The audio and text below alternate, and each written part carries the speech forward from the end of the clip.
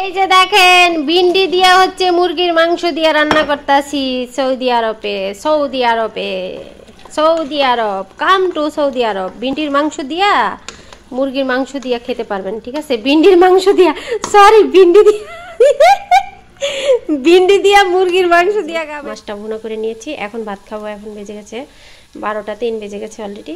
তো ভাত খায় হচ্ছে কাপড় চোপড় ধোবো, কতগুলো থালাবাটি আছে, থালাবাটি ধোবো। ভাবছিলাম থালাবাটি ধোবো না, ওই কুত্তারে দিয়েই তো ধোয়ামু। আমার আজকে বাইসা গেলাম ভাই, আজকে আমি থালাবাটি ধোবো না, ঠিক আছে? তোরে দিয়েই ধোয়ামু, তোরে দিয়ে চাটামু থালাবাটি চাটামু, ঠিক আছে? তুই 4টে দিয়ে যাবি, আর সৌদি আরবের ম্যাডামেরা এগুলা দিয়া খাবার খাবে। শুয়ারের বাচ্চা হয়েছে দেখেন তো। চামচাগুলা বানাইছি, ভাত যা নিলাম সুন্দর করে, আর এই গুলগুলাগুলো বানাইছি, শরবত বানাইছি, মাকারোনিয়া রান্না করছি, চুপ বানাইছি, তারপরে হচ্ছে জিবেন আরেক পদে বানাইছি, সেগুলো নিয়ে গেছে তারা, হচ্ছে বাইরে যায় বসছে। আর মাকারোনিয়াটা এখানে আছে ভিডিওতে, ফুল ভিডিওতে পেয়ে যাবেন, লং ভিডিওতে। অর্থাৎ আমি লং করে ভিডিও দিয়ে থাকি আমার এই চ্যানেলেই, আপনারা একটু কষ্ট করে দেখে আসবেন, আর আমাকে একটু দয়া করে সাপোর্ট করবেন, ঠিক আছে? প্লিজ সবাই আমাকে সাপোর্ট করবেন, আমার সুন্দর সুন্দর রান্নাবান্নাগুলো দেখার জন্য একটু সাপোর্ট করতে হবে। সাপোর্ট করলে আমার ভালো লাগে ভিডিও বানাইতে, ঠিক আছে? ও এই যে আমি সমোসাগুলো এখন ভাইজা নিচ্ছি, এখন উঠায় নিব, ভাজা হয়ে গেছে। এরকম বাংলার জনগণ, বাংলার ভাই বোন, বাংলার প্রিয়জনদেরকে বলছি, সৌদি আরবের দিকে ফলো করো। রোদের তাপমাত্রা কতটুকু আমার দিকে তাকাও। আমাকে সাদা দেখা যায় না কালো দেখা যায় আমি নিজেও জানি না, বিশ্বাস করেন চোখ মেলতে পারতেছি না। আমার ভাইয়েরা যারা এই দূর প্রবাসে আছে, বিশেষ করে সৌদি আরব, তারা যে কিভাবে কাজ করে ওই উপরে আল্লাহ আর হচ্ছে তারা জানে, তাছাড়া অন্য কোনো ব্যক্তি জানার ক্ষমতা রাখে না, বিশ্বাস করেন। আমি আসছিলাম এখানে ঝাড়ু দিতে, রোদে তো ঝাড়ু দিমু দূরের কথা, চোখই তো মেলতে পারতেছি না, দেখতেই তো আছেন চোখগুলো মেলতে পারতেছি না। আমি অনুভব করতেছি আমার ভাইরা আসলে কত কষ্ট করে, বিশ্বাস করেন। দেশের ভাই বোনেরা, আমার প্রিয়জনেরা, সৌদি আরবের রোদের তাপমাত্রা কতটুকু এখন জানো? জানবা কোথার থেকে?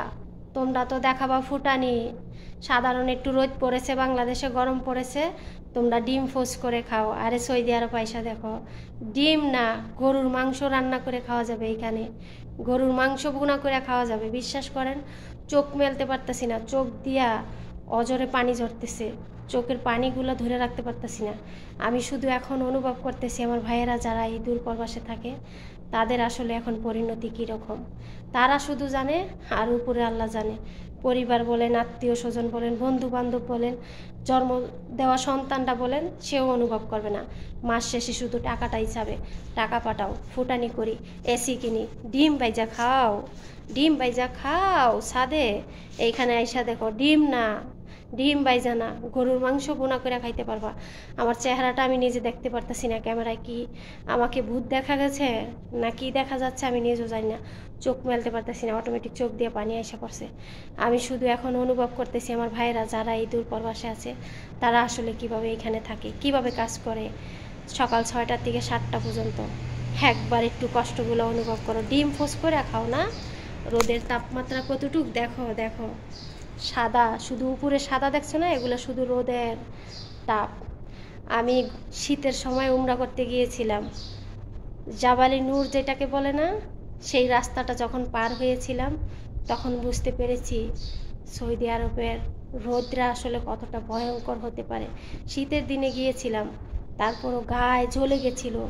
আর আমাদের প্রিয় নবী সেই রোদের নিচেই কিন্তু বসে থাকতো, সেই পাথরের উপরেই বসে থাকতো, শয়তানেরা তাকে ঢিল মারতো, কত কষ্ট পেয়েছে। তার জন্য একটু সবাই দোয়া করি, তার কাজগুলো করি।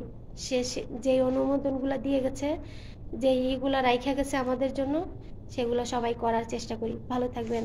আর দাঁড়ায় থাকতে পারতেছি না, আমি ঝাড়ু দিতে আসছিলাম। আসসালামু আলাইকুম রাহমাতুল্লাহি ওয়া বারাকাতু। আমার সকল প্রিয় প্রবাসী ভাই বোনেরা, বাংলাদেশি ভাই বোনেরা, আমার প্রিয়জনেরা যারা আমাকে সাপোর্ট করছেন, আমাকে ভালোবেসে একটি লাইক কমেন্ট করেছেন, আমার চ্যানেলটা সাবস্ক্রাইব করেছেন, আপনাদের সবাইকে জানাই আমার অন্তরের অন্তর থেকে ধন্যবাদ। তো সকাল থেকে কাজ শুরু করে দিলাম। আর রোদের কথা একটু বলি, সৌদি আরবে এখন রোদের তাপমাত্রা প্রচুর। আমি গেটের সামনে যেই মানুষটা দাঁড়ায় থাকতে পারি না, বিশ্বাস করেন। আমি কিছুক্ষণ দাঁড়ায় থেকে ভিডিওটা করেছি, আমার মাথাটা এখনও ক্যানক্যান করতেছে, অর্থাৎ ব্যথা করতেছে। সেখান থেকে আসলে নিজে নিজে অনুভব করছিলাম, সারাটা দিন কাজ করছিলাম আর ভাবছিলাম আমরা যারা আসলে বাসায় কাজ করি অন্তত কিছু সময় এসির নিচে থাকতে পারি, ছাদের নিচে আছি। আর আমার যে সকল ভাইয়েরা বিশেষ করে এই মরুভূমিতে বাহিরে কাজ করে, অর্থাৎ রোদের নিচে দাঁড়ায় কাজ করতে হয়, তাদের আসলে কষ্টটা যে কত বেশি সেটা আসলে যে ফিল করেছে সেই বুঝতে পারবে। যাই হোক, আমি এখানে রান্নাবান্না করছি আমার তরফ থেকে আমার সকল প্রবাসী ভাইদের জন্য, বিশেষ করে আমার বাংলাদেশি, পাকিস্তানি, ইন্ডিয়ান যারা আসলে আজনবী বলে যাদেরকে, তাদেরকে যেন আল্লাহ ভালো রাখে। এই দোয়াটা আসলে একজন মুসলমান হিসাবে সবাই করবেন, ঠিক আছে? কমেন্টে লিখে যাবেন আমিন।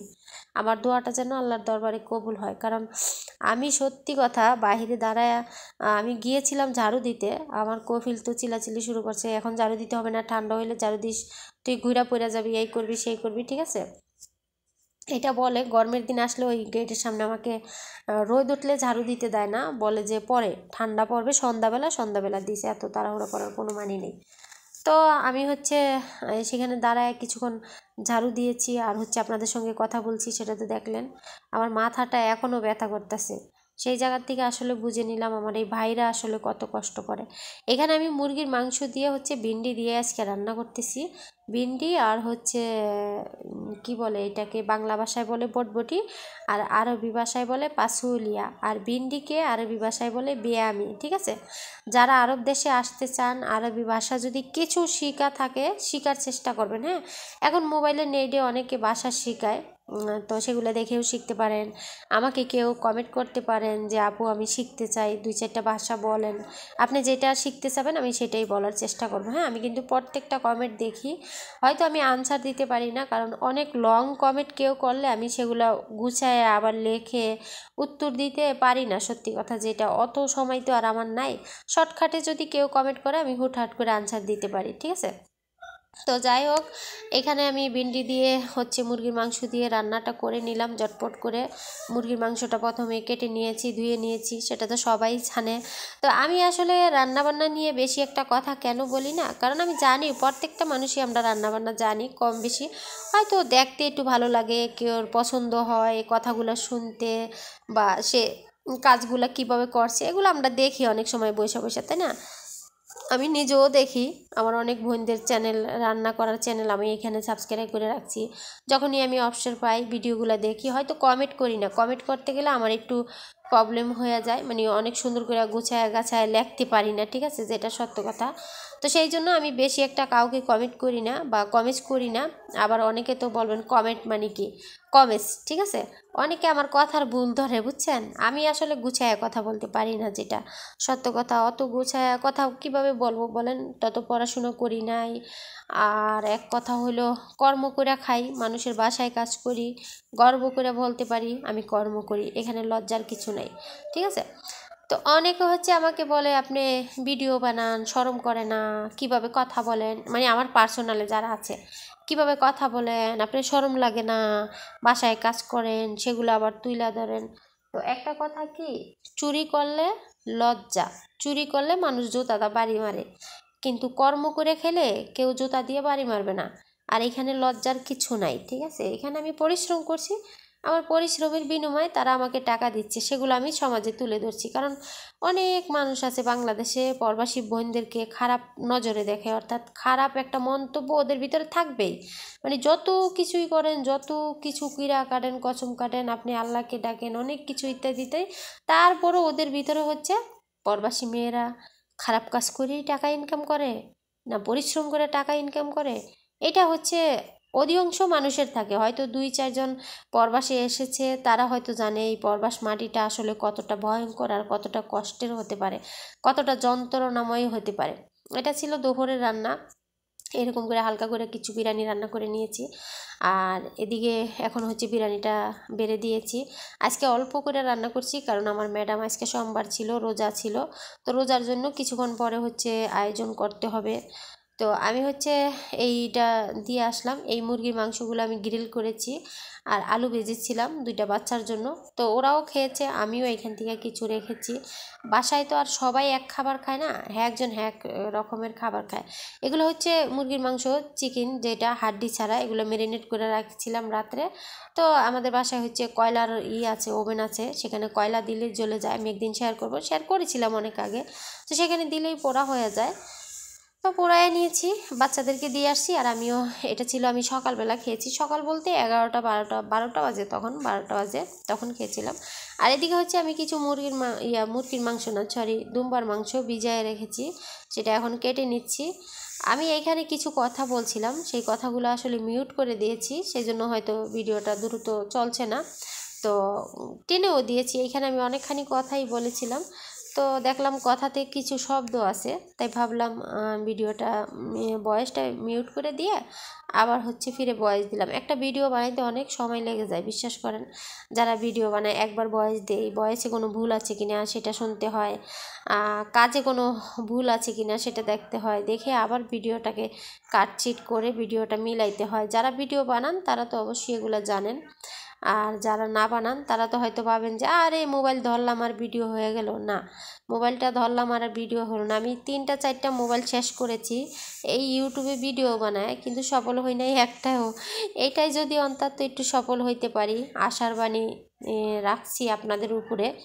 আপনারাই পারেন আমাকে সফল করতে, যদি একটু একটু করে দেখেন, আমার ভিডিওটা একটু শেয়ার করেন একজনের কাছে, আপনার বন্ধু বান্ধব তাদের কাছে শেয়ার করেন। শেয়ার করলে আপনার লস হবে না, বিশ্বাস করেন। আমি ভালো কাজে আগায় যেতে চাই। আমি বলেছিলাম যে এই চ্যানেলের থেকে যদি আমি কোনো দিন একটা পয়সা ইনকাম করতে পারি, সেই টাকাটা আমার চিকা কষ্টে যারা আছে, আমি বলছি না কষ্টে যারা আছে তাদেরকে দিব, এটা বলছি না। পৃথিবীতে অনেক রূপের কষ্টের মানুষ আছে, সেটা না, আমার চিকা কষ্টে, অর্থাৎ আমাকে আল্লাহ হাত দিয়েছে, পাও দিয়েছেন, আমি কর্ম করে খাচ্ছি। আমিও কিন্তু এক কষ্টেরই মানুষ, দেশ ত্যাগ করে বিদেশে আসছি। কিন্তু যাদের হাত নাই, চোখ নাই, পাও নাই, যারা অন্ধ, জীবনে কিছু করতে পারবে না, তাদেরকে নিয়ে কোনো আশা নাই, সেই মানুষদের জন্য আমি কাজ করতে চাই, ঠিক আছে। আমি কারোর কাছে সাহায্য চাই না, আমি কাউকে বলছি না আমাকে সাহায্য করেন, সেটা নিয়ে আমি তাদেরকে দিব না। আমার এই পরিশ্রমের বিনিময়ে যদি আমি কোনোদিন সফল হতে পারি, যদি হতে পারি, এই আশাটাই রাখছি। আমি বলছি না আমি হয়ে যাব সফল, এটাও কিন্তু না। যাই হোক, এখানে হচ্ছে আমি গোলগোলাগুলো ভেজে নিয়েছি। এটা তো অনেকবার আপনাদেরকে দেখাইছি, তার জন্য আজকে আর সেভাবে ফুললি দেখাই নেই। এখানে আমি দিয়ে থাকি খামিরে বেকিং পাউডার, নেশা, যেগুলো গুলগুলা দেখছেন এখানে, তারপরে তেলে ভেজে নেই। এখানে শোরবা বানিয়েছি, স্যুপ অর্থাৎ বাংলা ভাষায় স্যুপ, আর আরবি ভাষায় ছিল শোরবা বলে। এখানে হচ্ছে কিছু সমোসা আমি ভাইজে নিয়েছি, সমোসাগুলো আমি রাত্রে বানায় রাখি। আমি এই চ্যানেলও দিয়েছি পুরা সমোসার রেসিপি। আসলে প্রত্যেক দিন তো আর এক রেসিপি দিলে মানুষ দেখবে না, সেই জন্য কিছু কিছু সময় কাটছির করে দিতে হয়। আর আমি যেখানে থাকি এখানে শুধু মুরগির মাংস আর দুম্বার মাংসটাই কিন্তু ওরা বেশি খায়, ঠিক আছে। অন্য দেশের মতো নয় যে দুবাইতে একটা আপু ভিডিও বানায় খুব সুন্দর সুন্দর, আমার ভালো লাগে এই সকল খাবার। প্রত্যেক দিন এক খাবার খেতে ভালো লাগেও না, সত্যি কথা। আমাদের বাসায় হচ্ছে মাছটা অনেক কম খায়, বললাম না, মাছ আনছে 1 বছর পরে মাছ আনলো। আমার ম্যাডামের টাকা দিয়ে হচ্ছে 1 বছর পরে মাছ কিনে আনলো ম্যাডামেরা। এদিনকে যে ভাজলাম, ভিডিওটা দিলাম। এর আগে হচ্ছে আমার এক বান্ধবী ছিল আমার সাথে, ও আর আমি হচ্ছে ইলিশ মাছ কিনে এনে খাইছিলাম দুইজনে মিলে, অর্থাৎ ও আছিল যেকে আমি আনছিলাম। তো ও চলে গেছে, ও 3-4 মাস হয়ে যায় বাংলাদেশে চলে গেছে। ও যাওয়ার পর থেকে আর আমার মাছ টাছ খাওয়া হয় নাই। 1 বছর পরে হচ্ছে আমার ম্যাডামেরা মাছ আনলো, সেটা হলো আমি ওদিনকে রান্না করলাম। আর বললাম যে 1 বছর পরে মাছ দেখলাম, আসলে না, 1 বছর পরে না, 3 মাস আগেও আমি মাছ খেয়েছিলাম, আলহামদুলিল্লাহ। তো আজকের ভিডিওটা এই পর্যন্তই। সবাই ভালো থাকবেন, সুস্থ থাকবেন, আমার জন্য দোয়া করবেন। যদি ভিডিওটা একটু ভালো লাগে একটু শেয়ার করে দিবেন, কষ্ট করে প্লিজ একটা লাইক কমেন্ট করবেন, আমাকে উৎসাহিত